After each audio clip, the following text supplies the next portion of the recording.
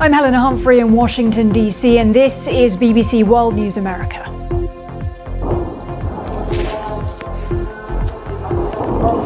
A week of unrest in Sudan shows little signs of letting up. We have a special report from our correspondent who is in Khartoum. Waiting 4 decades for justice, a French court convicts a Canadian professor in the bombing of a Paris synagogue back in 1980. Stopping the drug trade on land and, well, at sea, how smugglers are using submarines to sneak cocaine into Europe. And the price of not paying up, Twitter users see their precious blue ticks disappear.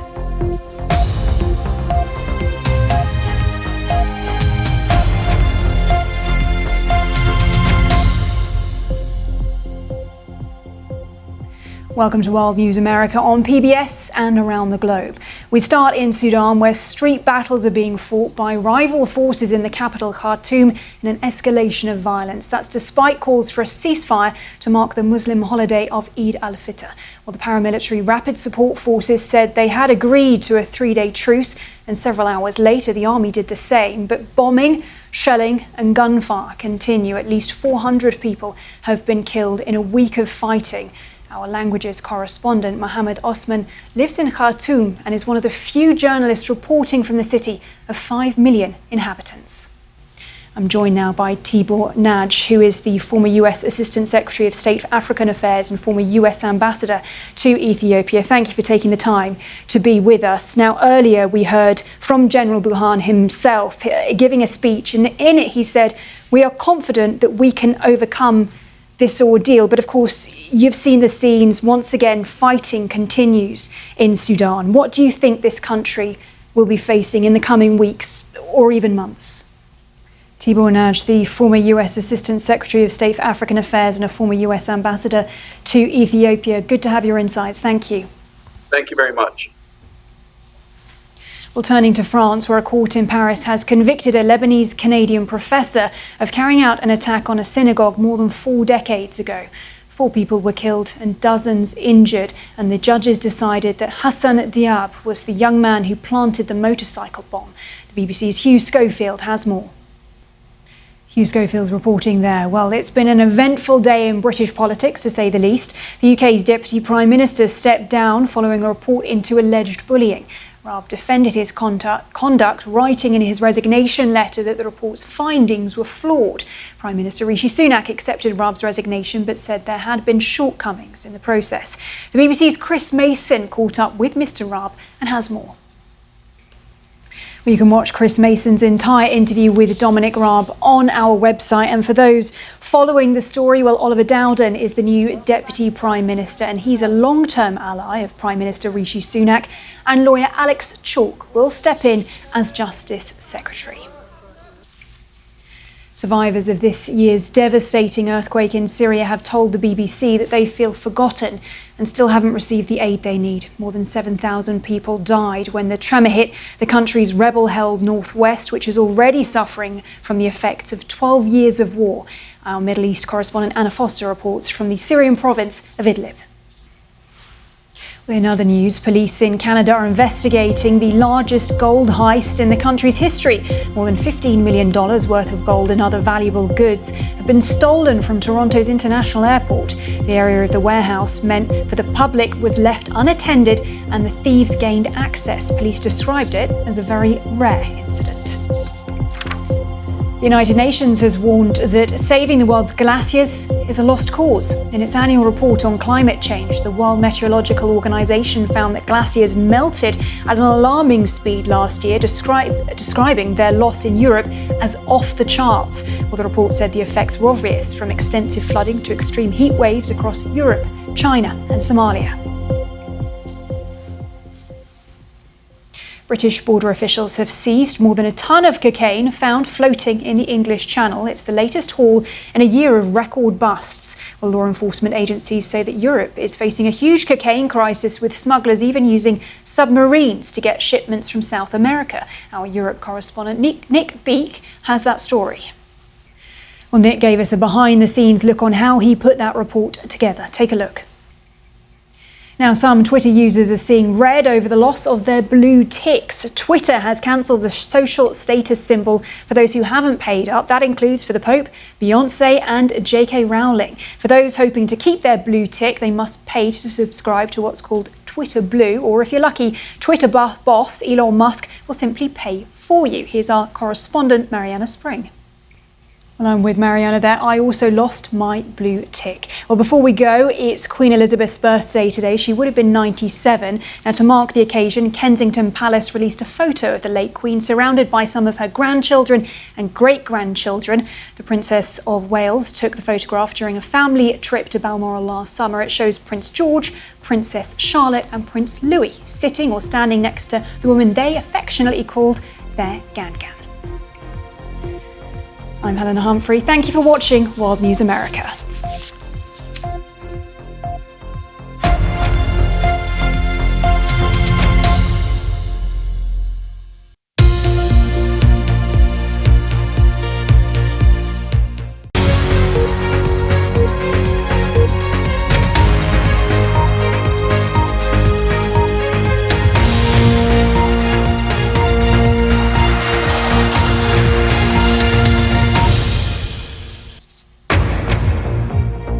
Live from Washington, this is BBC News.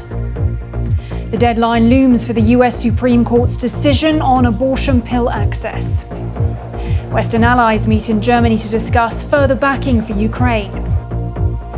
And the UK's Deputy Prime Minister resigns following an inquiry into bullying allegations.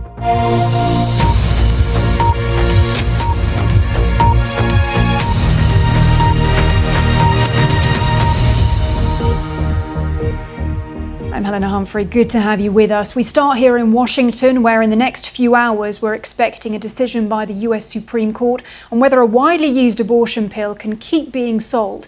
Now, that drug is mifepristone, and it was first approved by the US Food and Drug Administration 2 decades ago and is used in more than half of all abortions in the US.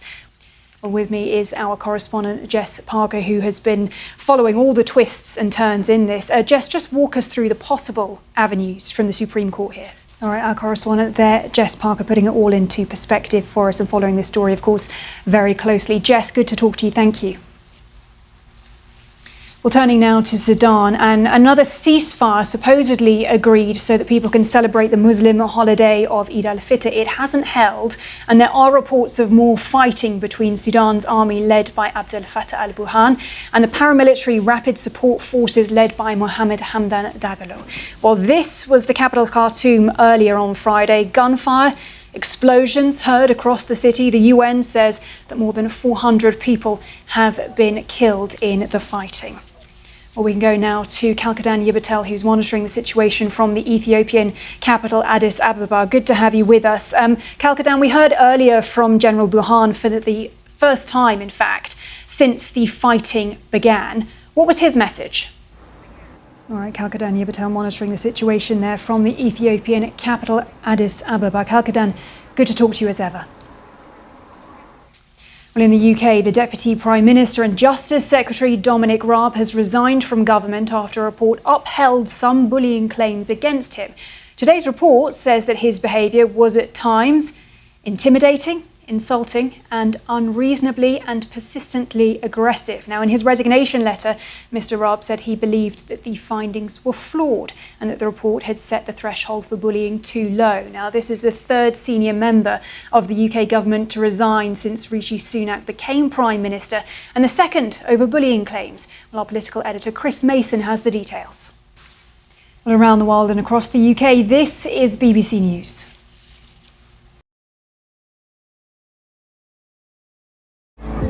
We lift everything. Behind every headline, there is a human story.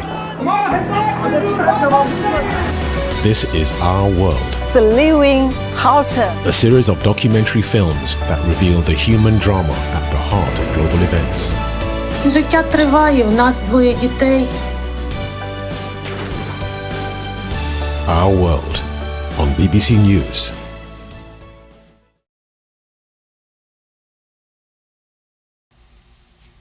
You're live with BBC News. To Germany now, where representatives from 50 countries have been meeting to discuss how they can give Ukraine more support. The US Defense Secretary Lloyd Austin says more tanks will arrive ahead of schedule to help train Ukrainian forces. The latest package includes ammunition for HIMARS, rocket systems, long-range artillery, as well as anti-armor weapons. Our Sumi Somaskanda dives more into the latest. Now, there's a lot of big global events happening next week, so let's take a look at two key events. Well, South Korea's President Yoon Suk-yeol set to visit the US for a summit with President Joe Biden. It's the first state trip by a South Korean leader since 2011, and it marks the 70th anniversary of the country's alliance. North Korea's growing nuclear capabilities will be top of the agenda. And Russia's Foreign Minister Sergei Lavrov will head to New York to discuss the Ukraine Black Sea grain export deal with the UN Secretary General. There are questions around whether that deal will continue. Well, with me to discuss how these important events and their significance is Ishan Tharoor from the Washington Post. Thank you so much for taking the time and for joining us. Firstly, South Korea's president heading to the United States, of course, at a time when we've just seen those significant US leaks. With all of that in mind, how do you think this visit will unfold? All right, Ishan Tharoor there from the Washington Post newspaper. Great to talk to you. Thanks for coming on. We just want to bring you some live pictures from outside of the Supreme Court in Washington. We are expecting a decision by the US Supreme Court on whether a widely used abortion pill can keep being sold at any minute. BBC, of course, will continue to follow the developments out of the court and keep you posted as a decision is made. Well, thanks for watching. I'm Helena Humphrey in Washington. Remember, you can always get the latest on our website, or of course, you can always download our app as well for the very latest developments. Stay with us here on BBC News. Thanks for your company.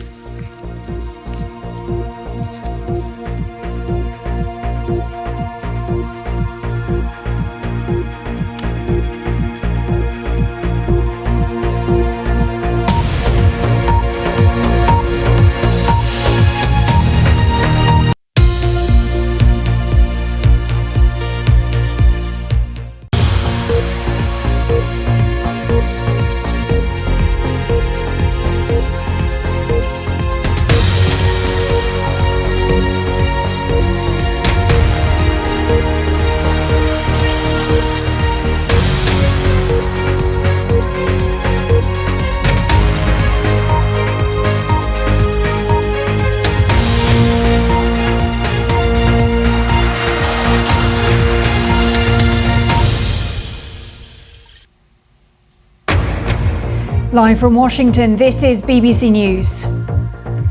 The US Supreme Court blocks new restrictions set by lower courts on a widely used abortion pill. Western allies meet in Germany to discuss further backing for Ukraine. And the UK's Deputy Prime Minister resigns following an inquiry into bullying allegations.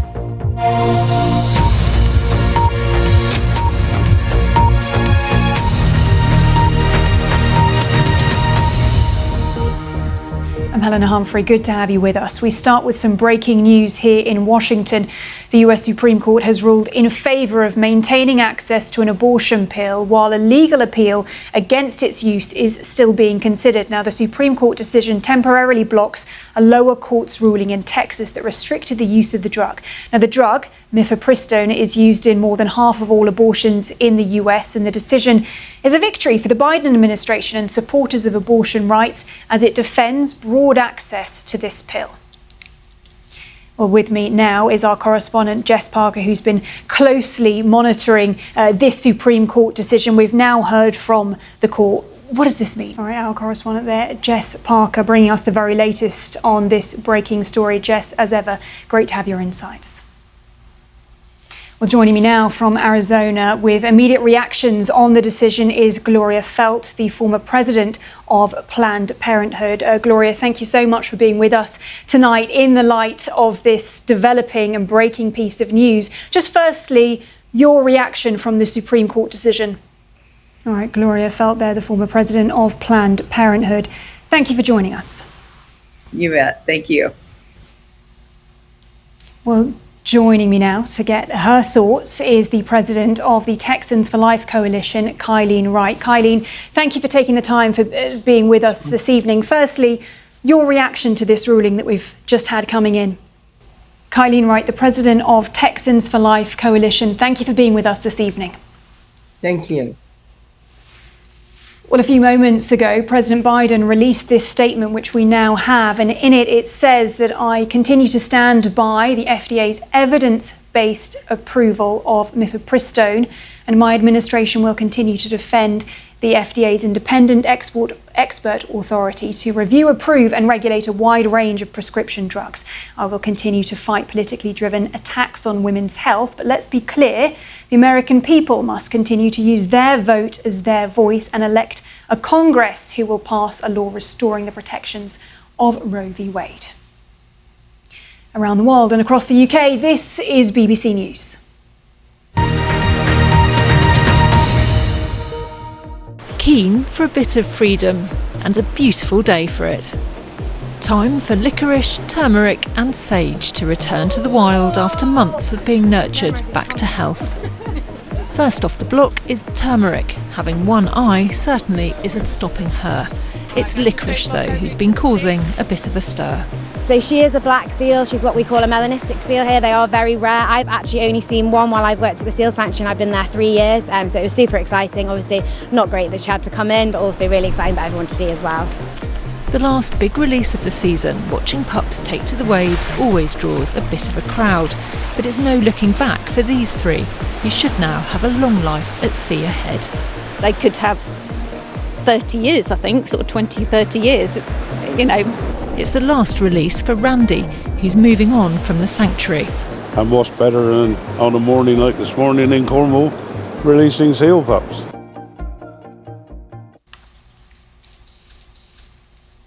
You're watching BBC News. Well, let's now take a look at some of the biggest stories in US politics this week. And the battle is on in Congress over the debt ceiling. House Speaker Kevin McCarthy has proposed a $4.5 trillion in cuts with a debt limit plan that appeases his right-wing colleagues. But is it likely dead on arrival? And will the White House come to the table? Teasing re-election, reports say that President Biden is set to announce his 2024 campaign next week. We'll discuss what the 80-year-old president will be up against in campaign season. And Florida's Republican Governor Ron DeSantis, who is expected to run for office in 2024, is heading abroad next week, making stops in South Korea, Japan and Israel. It also seems that he's lost support from fellow Florida Republicans, making his path to the presidency less clear. With me to discuss are two former members of Congress, Republican of Illinois, Rodney Davis, and Democrat of California, Jackie Speer. Great to have you both with us. I mean, firstly, we have to start with the news that's just come through with the ruling from the Supreme Court on abortion. Firstly, to you, Rodney, what do you make of it? OK, all right. Rodney Davis there in Illinois and Democrat Jackie Speer. Thank you so much. And stay with us here on BBC News. Thanks for your company.